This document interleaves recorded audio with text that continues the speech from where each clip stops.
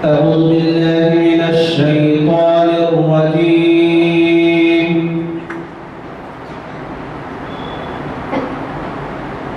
بسم الله الرحمن الرحيم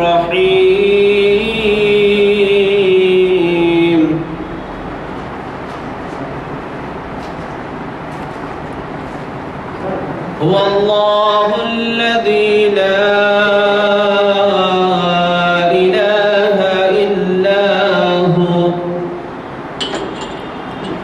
عالم الغيب والشهادة هو الرحمن الرحيم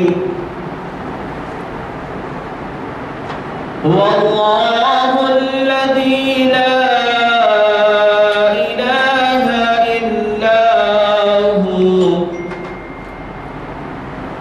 الملك القدوس السلام المؤمن المهيمن العزيز الجبار المتكبر سبحان الله عما يشركون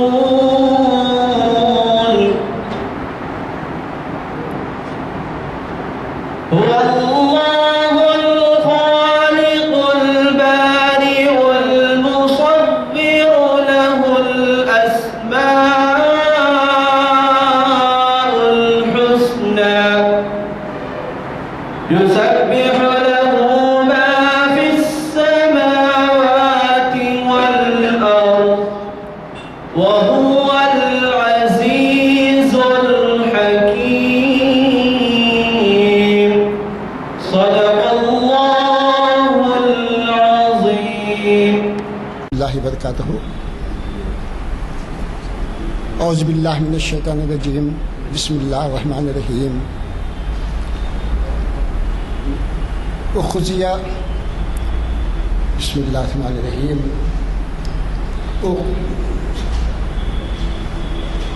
جب میں آیت پڑھنا چاہ رہا تھا وہ خذیہ ٹھیک بہرحال وبالوالدین اللہ تعبدوا الا ایاہ اللہ تعبدوا الا ایاہ وبالوالدین احسانا صدق اللہ العظیم. یہ سورہ بنی اسرائیل کی 23ویں آیت کا ابتدائی حصہ ہے.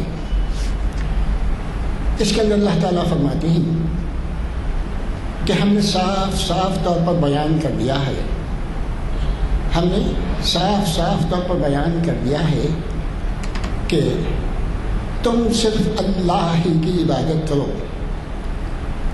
کہ تم صرف میری عبادت کرو، میرے سوا کسی کی عبادت نہ کرو، اور والدین کے ساتھ احسان کا سلوک کرو.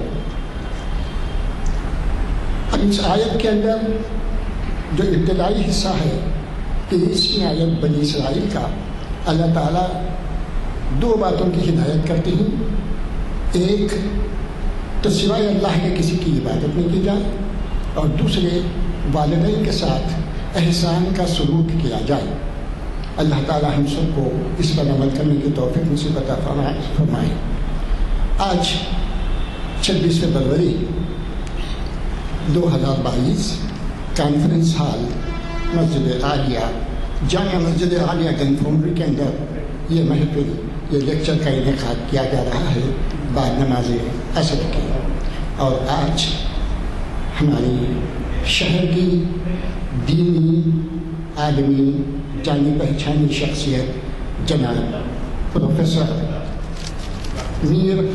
ڈاکٹر میر اکبر افتخار قادری صاحب مخاطب فرمائیں گے، جو تاریخ اسلام کا 949واں لیکچر ہوگا. اور آج آپ کا عنوان ہے ماہ رجب کی مناسبت سے شب معراج کے تعلق سے کہ شب معراج ایک تاریخی معجزہ. میں گزارش کرتا ہوں جناب افتخار علی صاحب سے کہ وہ مخاطب فرمائیں.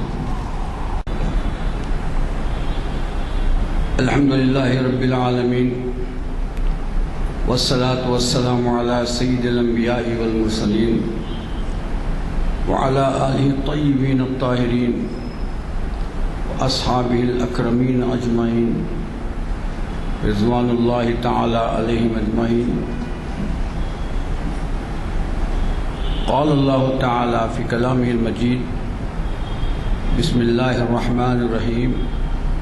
سبحان الذي يسرى بعبده ليلا من المسجد الحرام إلى المسجد الأقصى الذي باركنا حوله لنريه من آياتنا. صدق الله مولانا العظيم.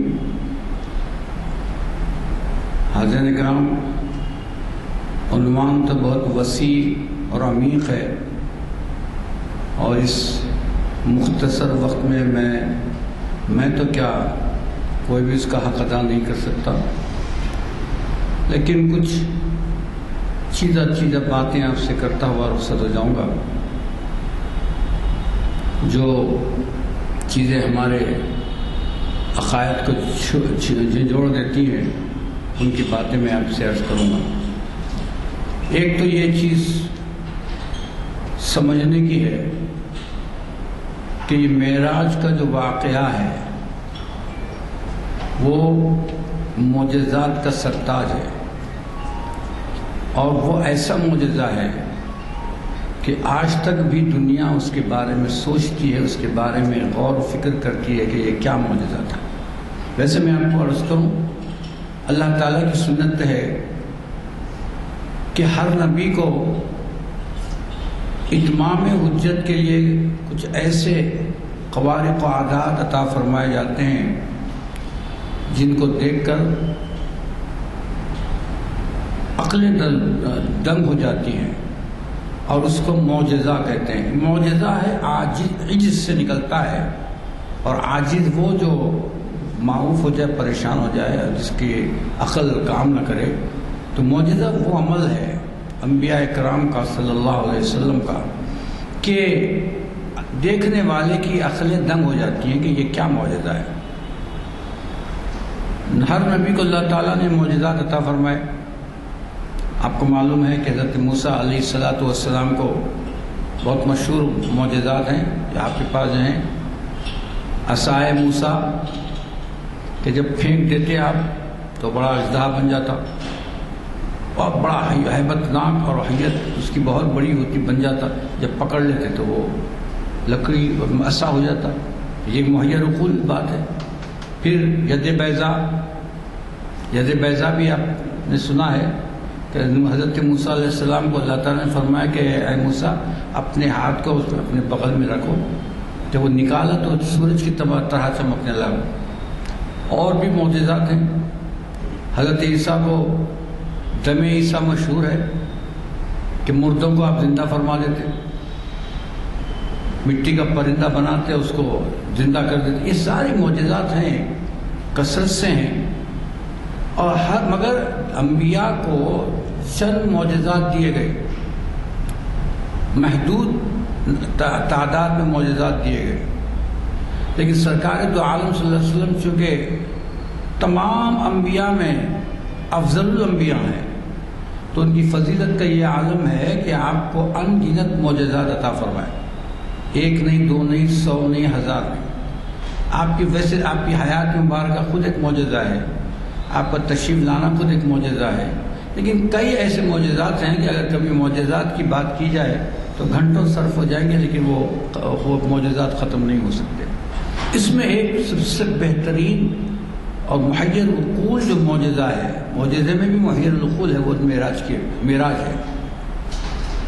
اور اس کے لیے اللہ تعالیٰ نے قرآن میں ذکر فرما دیا ہے، سبحان الذی، پاک ہے وہ ذات جس نے کائنات کو پیدا فرمائی اور ان سب میں محمد مصطفیٰ صلی اللہ علیہ وسلم کو خاتم الانبیاء بنا کر بھیجا، ان کو رحمت للعالمین بنایا، بہت سے خطابات عطا فرمائے، بڑی شان عطا فرمائی. اور جب آپ نے نبوت کا دعویٰ کیا، ابھی اسلام بڑا کمزور تھا، چند لوگ ایمان لائے، اور سب اللہ تعالیٰ نے یہ معجزہ عطا فرمایا. اب سوال ہوتا ہے کہ سب یہ کمزوری کے وقت کیوں دیا؟ اگر یہ اسلام کی قوت کے ظاہر ہونے کے بعد یہ معجزہ ہوتا تو لوگ چیمی گوئیاں کرتے کہ صاحب اب بہت زور ہو چکا ہے اسلام کا، اب نئے نئے باتیں بتائی جا رہی ہیں. لیکن اللہ تعالیٰ نے بتایا کہ دیکھو اسلام کمزور ہے، لوگ نہیں ہیں، بزی مسلمان کم ہیں. اس کے باوجود اللہ تعالیٰ نے ایک ایسا معجزہ عطا فرما دیا کہ خود کافر بھی حیران. اور اس کے اندر یہ بڑی حیرت کی باتیں آئی، آپ نے سنا یا نہیں سنا نہیں معلوم، کہ جو نئے نئے ایمان لائے تھے، جب ان کے سامنے سرکار دو عالم صلی اللہ علیہ وسلم نے ارشاد فرمایا کہ مجھ کو میں آسمانوں تک جا کر آیا ہوں، عرش تک جا کر آیا ہوں، واپس آیا ہوں، تو وہ ان لوگوں نے، ان کا بھی ایمان پختہ نہیں ہوا تھا، تو وہ ایک آزمائش تھی، اور سب کے سب مرتد ہو گئے کہ نہیں یہ باتیں غلط کہہ رہے ہیں، یہ ایسا ہو ہی نہیں سکتا.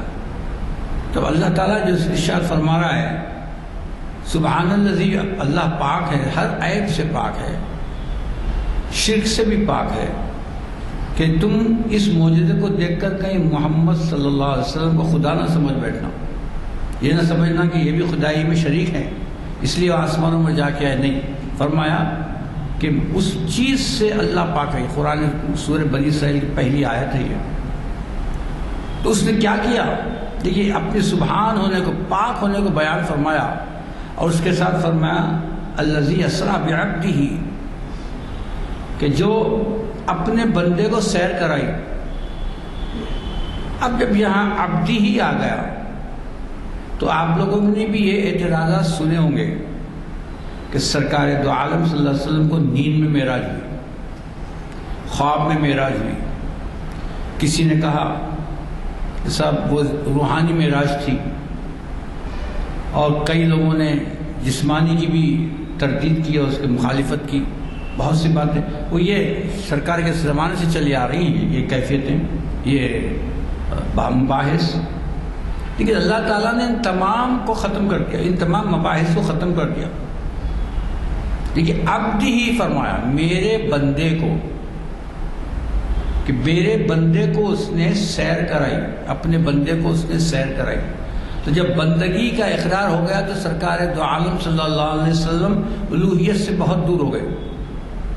اب الوہیت کا کوئی شائبہ بھی نہیں رہا، کیونکہ اس نے یہ کہہ دیا کہ سبحان الذی اسریٰ بعبدہ، بندے کو سیر کرائی.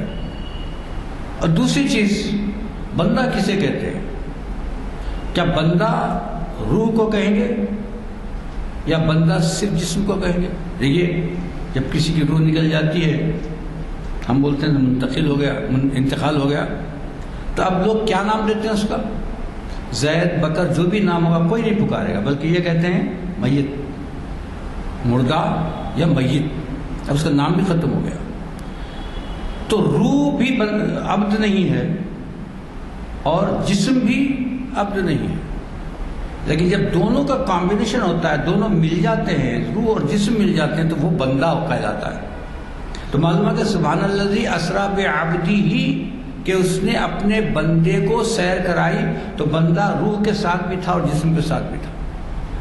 اب یہ لوگوں کو سمجھ میں نہیں آتا، کیونکہ مخالفین کو صرف تو بہانا چاہیے. لیکن سرکار دو عالم صلی اللہ علیہ وسلم نے خود ارشاد فرمایا کہ میں نے سیر کی ہے، یہاں سے بیت المقدس، وہاں سے پھر آسمانوں کی سیر کی ہے، سدرۃ المنتہا تک گئے، پھر وہاں سے عرش الہی پر گئے، گفتگو فرمائی اور تشریف فرما. تو یہ جو سیر تھی، یہ جو معجزہ تھا، یہ روح اور جسم کے ساتھ ہے. اگر آپ سے کوئی یہ کہے کہ صاحب نہیں وہ روحانی تھا، تو سوال ہی نہیں ہے. روح کو ہم بندہ نہیں کہتے، روح اور جسم کو ہی بندہ کہتے ہیں. اور دوسری چیز، سرکار دو عالم صلی اللہ علیہ وسلم واپس تشریف لائے. میں وہ جو پرانی باتیں جو سنی ہوئی ان کو میں نہیں چھیڑ رہا ہوں، تو سنتے ہی رہ رہے ہیں ہم زمانے سے. سرکار دو عالم صلی اللہ علیہ وسلم کو جب 27ویں شب رجب کی معراج کا واقعہ پیش آیا، تو براق بھیجا اللہ تعالیٰ نے، پھر ساتھ لانے کے لیے جبرائیل علیہ السلام کو بھیجا، اور وہ دونوں آئے. یہ اعزاز کی بات ہے. اور وہ دونوں چیزوں کے ساتھ آپ سیر کر رہے ہیں، اور چونکہ بندہ کہا تو آپ کے سینے مبارک کو شق کیا گیا اور اس میں سے جو علائشیں تھی خلق سے ساری نکال دی گئی اور اس کو نور اور حکمت سے بھر دیا گیا. یہ کتابوں میں ہے، حدیثی کتابوں میں کوئی من گھڑت قصے نہیں ہے. آپ تشریف لے جا رہے ہیں مکے سے پہلے تو معراج کی دو صورتیں ہیں. ایک زمینی معراج ہے، وہ زمینی معراج کعبۃ اللہ شریف سے بیت المقدس تک ہے.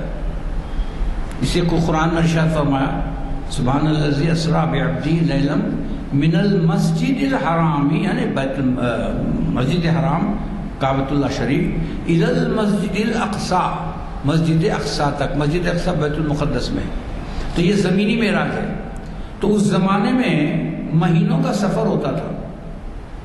کعبۃ اللہ سے مسجد اقصی کو جانے کے لیے مہینوں کا سفر ہوتا تھا، کیونکہ گھوڑوں پہ اونٹوں پہ جایا کرتے تھے. تو یہ ایک مہیر القل بات ہو گئی ہے کفار مکہ کے لیے کہ یہ چند لمحوں میں گئے اور چند لمحوں میں آ گئے. تو خود فرمائے تو یہ زمینی معراج ہے. اس کے بعد جو ہے آسمانی معراج، عرج یا عروج کے معنی بلند چڑھنا، اوپر جانا. اور یہ آسمانوں پہ آپ تشریف لے گئے، یہ روحانی اور ملکوتی معراج ہے. تو یہ اصل میں دونوں ملائیں تو مکمل معراج ہوتی ہے. اللہ تعالیٰ نے دونوں کا ذکر فرمایا ہے.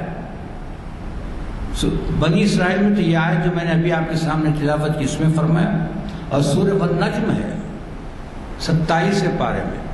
آپ دیکھیں گے تو سارا واقعہ معراج کا، جو ملکوتی معراج جو ہوئی ہے، وہ روحانی جو معراج ہوئی ہے اس کے بارے میں فرمایا ہے.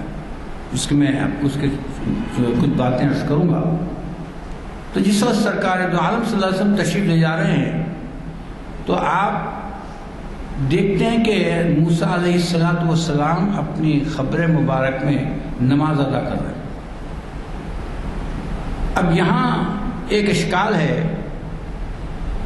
اور کچھ ماڈرن جو مذہب ہیں 2-3 سال کے جو نکلے ہوئے، ان کا یہ خیال ہے کہ نبی کریم صلی اللہ علیہ وسلم نعوذ باللہ مر گئے، مٹی ہو گئے، اور ان کا کوئی وجود نہیں.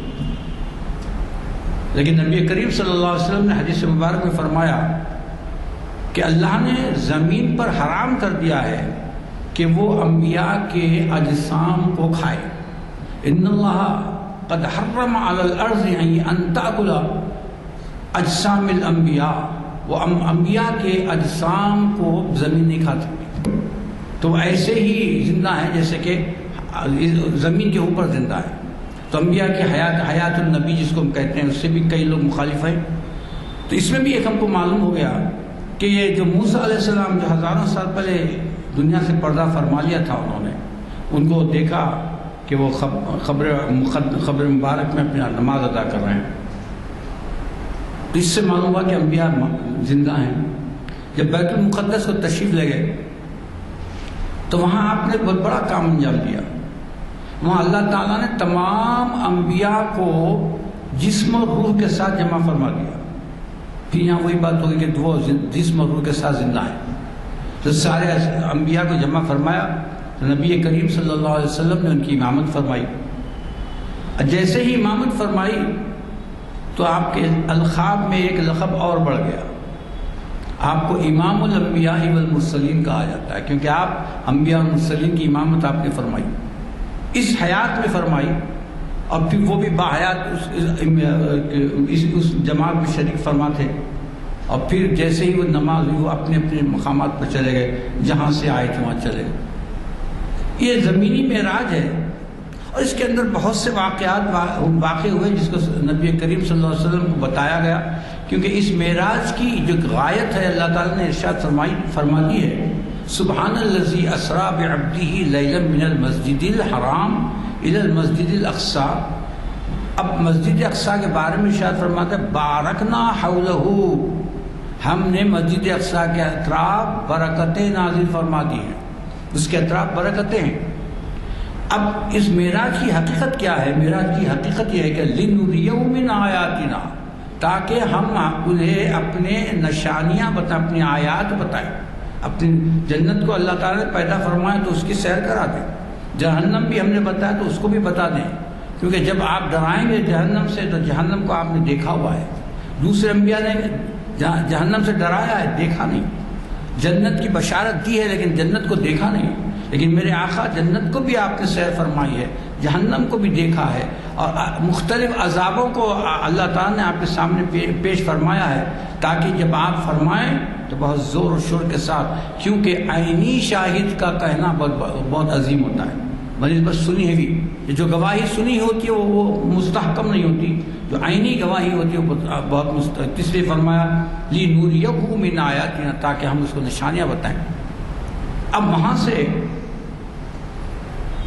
آپ کو براق پیش کیا گیا، براق نکلتا ہے برق سے، برق مانے الیکٹرک کرنٹ، اور برق کی رفتار بہت برق رفتار ہم استعمال کرتے ہیں، بڑا برق رفتار ہے، تو برق کی جو نور کی جو روشنی یا ویلاسٹی ہے، رفتار ہے، وہ انتہائی خط ہے، 1 کروڑ 30 لاکھ میل جاتی ہے ایک لمحے میں، 1 سیکنڈ میں، تو اس رفتار سے یہ براق چلتی تھی، اس لیے اس کا نام براق کہا گیا، کیونکہ یہ برق سے نکلا ہے بہت تیزی کے ساتھ۔ روایت میں آیا کہ جب ایک اس کا قدم پڑتا تو دوسرا قدم جو پڑتا تو ہماری حد نظر سے آگے پڑتا، کہ ہم جہاں تک دیکھ نہیں سکتے وہاں اس کا قدم پڑتا تھا۔ خیر وہاں سے آپ نکلے، آسمانوں کی سیر فرمائی، اور آسمانوں کی سیر کرنے کے بعد پہلا، دوسرا، تیسرا، پھر 7 آسمان کے بعد، جب 7 آسمان کے بعد آگے بڑھنے کا بات ہوئی تو حضرت جبرائیل علیہ السلام آپ کے ساتھ تھے، ہم سفر تھے، ہمیں کہیے کہ گائیڈ تھے، ہر چیز آپ کے سامنے بتا رہے تھے۔ جب ایک مقام آیا، اس مقام پر حضرت جبرائیل علیہ السلام نے ارشاد فرمایا کہ اے نبی صلی اللہ علیہ وسلم، اب آپ کو یہاں سے اکیلا جانا ہے، کیونکہ میں اس حد میں آ نہیں سکتا، اگر میں ایک بال کے برابر بھی اس حد میں آ جاؤں تو میں جل کر خاک ہو جاؤں۔ اس کو کہتے ہیں سدرۃ المنتہا۔ تو کچھ فرقے ہمارے پاس ہیں، وہ کہتے ہیں نہیں سر معراج ہوئی صحیح ہے، تو سدرۃ المنتہا پہ گئے واپس آ گئے، عرش پر جانے کے قائل نہیں ہیں، تو لیکن اس کا بھی اشکال ہے، میں رفع کرنے کی کوشش کروں گا۔ سدرۃ المنتہا پر حضرت جبرائیل علیہ السلام نے ارشاد فرمایا کہ اے نبی صلی اللہ علیہ وسلم، آپ آگے آپ خود اکیلے جانا ہے۔ تو جب وہیں تک جانا تھا، اس کے آگے کچھ بھی نہیں تھا، تو پھر سرکار دو عالم صلی اللہ علیہ وسلم کو وہیں سے پلٹ آنا تھا، لیکن آپ پلٹے نہیں، تو آپ خود اکیلے سفر فرمایا سدرۃ المنتہا کے لیے، اور وہاں اللہ تعالیٰ سے آپ کی ملاقات ہوئی، اللہ تعالیٰ انتہائی قریب ہو گیا، ایسے جیسے کہ 2 قوسوں کے درمیان فاصلہ ہوتا ہے یا اس سے بھی کم۔ یہ میں نہیں کہہ رہا ہوں، قرآن کہہ رہا ہے۔ ثم دنا فتدلی، وہ اتنے قریب ہو گئے، اللہ رب العزت اور سرکار دو عالم صلی اللہ علیہ وسلم بہت قریب ہو گئے۔ فکان قاب قوسین او ادنی، کہ اتنے قریب ہو گئے کہ ان کے درمیان دو کمانوں کے بیچ کا جو وہ ہو سکتا ہے فاصلہ وہ تھا او ادنا، اس سے بھی کم۔ جب اللہ تعالیٰ ادنا فرما دے تو پھر اس کی کمی کا ہم اندازہ نہیں کر سکتے، اگر بڑا کر دے تو اس کی عظمت کا اندازہ نہیں کر سکتے۔ او ادنا فرمایا یا اس سے بھی کم۔ ایک مثال دینے کے لیے کہا کہ دیکھو بھائی، قوس تو تم دیکھتے ہو 2 کمانوں میں قوس ہوتی ہے، کمان میں قوس ہوتی ہے اور اس کے پلرز ہوتے ہیں، اس کی جو فاصلہ ہے وہ فاصلہ رہ گیا۔ حضرت انس ابن مالک رضی اللہ تعالیٰ عنہ، صحیح بخاری کی حدیث ہے، ارشاد فرماتے ہیں کہ جب سرکار دو عالم صلی اللہ علیہ وسلم سدرۃ المنتہا پر پہنچے، اس سے آگے پہنچے، تو اللہ رب العزت نے سرکار دو عالم صلی اللہ علیہ وسلم پر اپنی توجہ فرمائی، اور اس کو وہ جھکا، اور اس قدر قریب جھکا کہ سدرۃ کے 2 کمانوں کے بیچ کا فاصلہ تھا یا اس سے کم تھا۔ اور یہ بعین ہی کہ قرآن پاک کی آیت کی تفسیر ہے، ثم دنا فتدلی فکان قاب قوسین او ادنی۔ تو لوگ اس سے بھی انکار کرتے ہیں کہ صاحب وہاں سے نکل گئے واپس آ گئے، نہیں کہ ایسا نہیں ہے۔ عرش عظیم پر تشریف لے گئے، عرش عظیم پر جب آپ تشریف لے گئے تو اللہ تعالیٰ نے آپ پر وحی فرمائی۔ دیکھیے وحی تو دنیا میں بھی آتی ہے، اور وہ وحی کو لانے والے جبرائیل علیہ السلام ہیں۔ جبرائیل علیہ السلام کو احکام دیے جاتے ہیں سدرۃ المنتہا کے بعد، کہ وہ وہاں سے احکام لیتے ہیں اور نبی کریم صلی اللہ علیہ وسلم کے پاس تشریف لاتے ہیں، وہ حکم پہنچا دیتے ہیں۔ لیکن اب یہ جو وحی ہے، یہ اب وحی کرنے والا اور جس پر وحی ہوئی اس کے درمیان کوئی نہیں، کوئی جبرائیل علیہ السلام نہیں ہے اور کوئی فرشتہ نہیں ہے، جس لیے فرمایا فَأَوْحَى إِلَىٰ عَبْدِهِ مَا أَوْحَىٰ۔ اللہ تعالیٰ نے اس کو عرش پر بلایا، اور عرش پر بلانے کے بعد ان پر وحی فرمائی۔ فَأَوْحَىٰ إِلَىٰ عَبْدِهِ، اپنے بندے پر اس نے وحی فرمائی۔ پھر یہاں بھی عبد کا لفظ استعمال فرمایا کہ عرش پر بھی جانے والا عبد ہی تھا، اور عبد ہی تھا تو مطلب ہے کہ جسم کے ساتھ روح کے ساتھ ہی تشریف لے گئے، ورنہ عرش پر تو کون جا سکتا ہے؟ عرش پر جانے کی کسی ہمت کسی ہو سکتی ہے؟ یہ صرف وصف ہے سرکار دو عالم صلی اللہ علیہ وسلم کا، یہ عظمت کا وصف ہے کہ سرکار دو عالم صلی اللہ علیہ وسلم عرش پر تشریف لے گئے۔ وہاں اللہ تعالیٰ فرماتے ہیں فَأَوْحَىٰ إِلَىٰ عَبْدِهِ مَا أَوْحَىٰ، کہ میں اللہ نے اپنے بندے پر وحی کی۔ کیا وحی کی؟ فرمایا نہیں یہ بتائیں گے نہیں۔ فَأَوْحَىٰ إِلَىٰ رَبِّهِ مَا أَوْحَىٰ، جو بھی وحی کرنا تھا اس نے کی۔ اب کسی کو بھی نہیں معلوم کہ کیا وحی فرمائی، تو وحی فرمائی تو یقیناً کچھ نہ کچھ راز و نیاز کی باتیں ہوئی ہوں گی، کچھ نہ کچھ اللہ تعالیٰ نے ان سے گفتگو فرمائی ہوگی، ان کی عظمتوں کے نشان دیے ہوں گے، لیکن وہ ہمیں نہیں معلوم۔ مگر فرمایا فَأَوْحَىٰ إِلَىٰ عَبْدِهِ مَا أَوْحَىٰ۔ اب یہ بھی فرماتا ہے اس نے جو دیکھا، اس میرے بندے نے جو دیکھا، مَا كَذَبَ الْفُؤَادُ وَمَا رَأَىٰ، کہ اس نے جو دیکھا اس کے دل نے اس کو جھٹلایا نہیں، جو کچھ کی دیکھا بس اس نے دیکھ لیا۔ تو پھر اس کو کوئی جھٹلا عموماً ہوتا ہے، انسانی فطرت ہے، بعض دفعہ کہ ہم کچھ چیز دیکھتے ہیں تو بڑے تذبذب میں ہوتے ہیں کہ یہ حقیقت میں ہے یا نہیں ہے۔ بعض چیزوں کو دیکھ کر ہمیں خیال ہوتا ہے کہ کہیں یہ حقیقت دھوکہ تو نہیں ہے، حقیقت نہیں ہے، لیکن اللہ تعالیٰ اس کے لیے اشکار فرمایا کہ اس نے جو ما کذب الفؤاد، اس کے دل نے اس کی تکذیب نہیں کی، وما رأى، جو کچھ کے اس نے دیکھا، جو عرش پر جو جلوے دیکھے ہیں اپنے محبوب کے، تو اللہ تعالیٰ فرماتا ہے ارے اس کے دل نے کہ اس کو جھٹلایا نہیں، اس کے دل نے اس کو قبول فرما لیا ہے۔ ما کذب الفؤاد وما رأى اذ یغشی السدرۃ ما یغشی۔ پھر اس کے بعد ساری باتیں اللہ تعالیٰ اس سورہ میں جو پہلا اگر آپ رکوع پڑھیں یا اس کا ترجمہ پڑھیں یا اس کی تفسیر جا کے پڑھیں تو بڑا لطف آئے گا آپ کو۔ تو یہ عرش پر تشریف لے گئے، اور وہاں دیکھیے جب مہمان کو بلاتے ہیں دعوت دے کر تو کیا کرتے ہیں؟ تحفے دیتے ہیں، بھائی ان کی عزت بھی کرتے ہیں، ان کا تکریم کرتے ہیں، تحفے دیتے ہیں۔ ہم ان تحفوں کو بہت ختم کر دیا، ہم نے اس تحفے دو تحفوں کو ہم نے بھلا دیا ہے، حالانکہ وہ معراج کا تحفہ ہے۔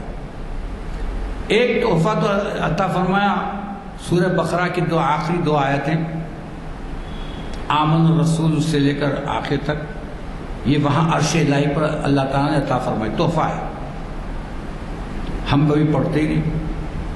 حالانکہ وہ تحفے کو دیکھیے، اگر کوئی آپ کو تحفہ دے اور تحفے کو آپ پھینک دیں یا ضائع کر دیں تو تحفے کی تو کوئی بے عزتی نہیں ہوتی، لیکن جو تحفہ دیتا ہے اس کو بڑی تکلیف ہوتی ہے کہ میں نے یہ تحفہ دیا تو اس کا یہ حشر کری۔ تو یہ تحفہ دینے والے کے لیے بڑی کوفت کی بات ہوتی ہے۔ اب وہی اللہ تعالیٰ قرآن دیا، ہم نے قرآن کو بلا دیا۔ قرآن کریم کے بارے میں رسول کریم صلی اللہ علیہ وسلم فرمائیں گے کہ قیامت میں فرمائیں گے یا ربی ان ھذا قومی، اور یہ میری قوم ہے، میری امت ہے جس نے قرآن کو چھوڑ دیا ہے، اور ہم قرآن کو چھوڑے ہوئے ہیں۔ بتائیے کون پڑھتا ہے؟ شاذ و نادر کوئی ایک دو پڑھتے ہوں گے، حالانکہ قرآن کا نام ہی جو قرآن ہے وہ قرآن اس لیے ہے کہ بار بار پڑھی جانے والی چیز. قراءت ان کے معنی پڑھنا، قرآن ان کے معنی یہ ہے کہ جو بار بار پڑھی جائے. ہم تو زندگی میں شاید بچپن میں پڑھتے ہیں، وہ ایک رسمی طور پر ایک استاد یا استاد سے، اس کے بعد جو چھوڑ دیا تو چھوڑ دیا. ایک تحفہ یہ تھا. دوسرا تحفہ تھا 50 نمازیں. تو آپ 50 نمازیں لے کر تشریف لائے. تو حضرت موسیٰ علیہ السلام نے ساتویں آسمان پوچھا کہ یا رسول اللہ آپ کو کیا تحفہ ملا ہے؟ تو آپ نے فرمایا میری امت کو 50 نمازیں دن اور رات میں پڑھنے کا حکم ہے. تو حضرت موسیٰ علیہ السلام نے فرمایا اے نبی صلی اللہ علیہ وسلم آپ کی امت یہ نہیں کر سکتی، مجھے معلوم ہے، آپ جا کے کم کر پائیے. پھر گئے 9 دفعہ گئے، اور 9 دفعہ کے بعد وہ بات رکی 5 پر.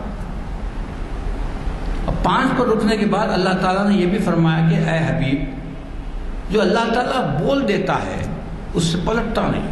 ہم نے 50 نمازوں کا تم کو حکم دیا تھا، یہ 5 نمازیں پڑھ لو تم کو 50 کا ثواب ملے گا. آج دیکھیے ہماری امت کیسے نماز سے بیگانہ ہے، نماز نہیں پڑھتے. سروے ہوا تھا تو دیکھا گیا کہ 5% پوری دنیا میں 5% مسلمان نماز ادا کرتے ہیں اور باقی سب بے نمازی ہیں. جبکہ یہ تحفہ وہاں کا ہے. لیکن سارے احکام اللہ تعالیٰ نے زمین پر نازل فرمائے. جبرائیل علیہ السلام تشریف لاتے اور احکام دیتے. لیکن نماز ایک ایسی چیز ہے جو زمین پر اللہ تعالیٰ نے حکم نہیں دیا، بلکہ عرش پر بلا کر آپ کی توقیر و تعظیم کر کے حکم، یہ ایک تحفہ دیا کہ تمہاری امت پر 5 نمازیں فرض ہیں، اور اگر 5 نمازیں ادا کر لو گے تو تمہیں 50 نماز کا ثواب ملے گا. تو یہ تحفہ تھا اور ہم نے اس تحفے کو چھوڑ دیا، بلا دیا. ہاں شب معراج کو مناتے ہیں، مگر وہ جو اس کا تحفہ ہے اس کو بلا دیتے ہیں. تو آپ جب یہاں سے تشریف لائے تو راستے میں آپ نے جبرائیل علیہ السلام سے ارشاد فرمایا کہ اے جبرائیل علیہ السلام، مجھے خوف ہے کہ میری قوم میری اس واقعے کو جھٹلائے گی. تو جبرائیل علیہ السلام نے ارشاد فرمایا کہ اے نبی کریم صلی اللہ علیہ وسلم آپ خوف نہ فرمائیں، آپ کا دوست آپ کی تائید کرے گا. آئے اور لوگوں کو جمع کیا اور فرمایا کہ میں جا کر آیا ہوں. تو لوگ بھپتی کسنے لگے. اور ایک آدمی تھا، کچھ روایتوں میں اس کا نام مطعم آیا ہے اور کسی میں ابو جہل آیا ہے. بہرحال مطعم ہی ہم لے کر چلے. تو اس نے بہت مذاق اڑایا اور اس کے بعد حضرت ابو بکر کے پاس گیا رضی اللہ تعالیٰ. تو حضرت ابو بکر سے کہا دیکھو کیا تم کوئی واقعے کا ایسا تم تصدیق کر سکتے ہو، کوئی واقعے کو سچ سمجھ سکتے ہو کہ ایک آدمی یہاں سے رات کے پچھلی پہر اپنے مقام سے نکلے، بیت المقدس کو جائے، پھر وہاں سے آسمانوں پہ جائے، پھر آسمانوں سے لے آئے، ایسا ہو سکتا ہے؟ تو حضرت ابو بکر نے ارشاد فرمایا ارے پہلے یہ تو کہے کہ کس نے یہ دعویٰ کیا ہے. تو اس نے کہا ارے تمہارے صاحب نے دعویٰ کیا ہے. جیسے ہی اس نے یہ کہا کہ تمہارے نبی نے دعویٰ کیا ہے تو حضرت ابو بکر نے فرمایا کہ یقیناً جب انہوں نے دعویٰ کیا تو انہوں نے سچ فرمایا.